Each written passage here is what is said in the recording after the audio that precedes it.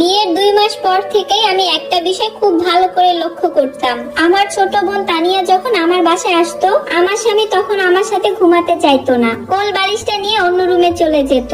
আর আমার সাথে না ঘুমানোর কারণটাও আমি বুঝতাম না। এরপর আমি আমার বোনকে গিয়ে যখন বলতাম তুই একা ঘুমাতে ভয় পাবি, তুই আমার সাথে ঘুমা, তখন সেও আমার সাথে ঘুমাতে চাইতো না। আমার ছোট বোন তানিয়া বলতো ওর পাশে কেউ থাকলে নাকি ওর ঘুম আসে না, তাই আমার সাথে ঘুমাতো না। এই বিষয়গুলো আমাকে ইদানিং খুব ভাবাচ্ছে।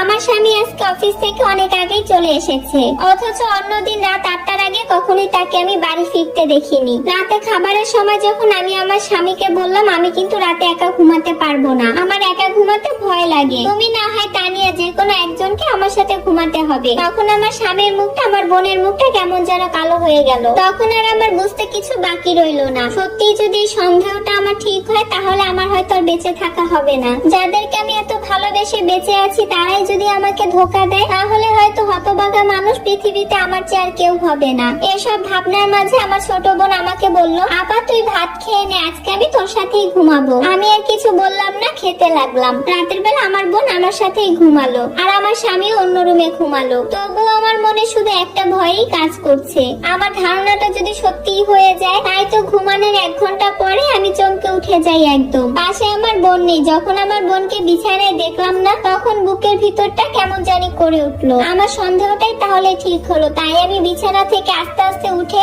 আমার স্বামীর রুমের দিকে এগিয়ে গেলাম। যখন দেখলাম আমার স্বামীর রুমের বাতিটা জ্বালানো, তখন আমার সন্দেহটা সত্যি বলে মনে হলো। আমি দরজার কাছে গিয়ে দেখলাম দরজা লাগানো। ঠিক তখনই আমার বোন পিছন থেকে আমার গায়ে হাত রাখলো। আমি ওকে দেখে কিছুটা কেঁপে উঠি, দেখে বুঝতে পারলাম ও বাথরুমে গিয়েছিল। আমি শুধু শুধু আমার বোনটাকে নিয়ে খারাপ চিন্তা করছি। আমার স্বামীও হয়তো ভুল করে বাতিটা নিভাতে ভুলে গিয়েছিল। আমি আর সন্দেহ না করে সেদিনের মতন আমি আর আমার বোন রাতের বেলা ঘুমিয়ে পড়ি। পরের দিন সকালবেলা আমার স্বামী আর আমার বোন বাসা থেকে একসাথে বের হবে। আমার স্বামী তার অফিসে যাবে আর আমার বোন তার একটা বান্ধবীর বাসায় যাবে, একথা বলেই বাসা থেকে বের হবে। আমি ভাবলাম অন্য কিছু, তাই আমার বোনকে আমি জিজ্ঞাসা করলাম এখানে তোর কোন বান্ধবীর বাসা। যদিও আমি ওর সব বান্ধবীকেই চিনি, কিন্তু এখানে কার বাসা সেটা আমি জানি না। আমি বললাম কোথায় যাবি? আমার বোন এমন একটা মেয়ের নাম বললো যাকে আমি চিনিই না। তারপর আমার স্বামী আর আমার বোন চলে গেল। বিকাল 3টার সময় আমার বোন বাসায় আসলো। যখন জানতে চাইলাম কি রে এত দেরি করলি কেন, তখন আমার বোন বলল অনেকদিন পর দেখা হয়েছে, তাই আসতে দিতে চাইলো না,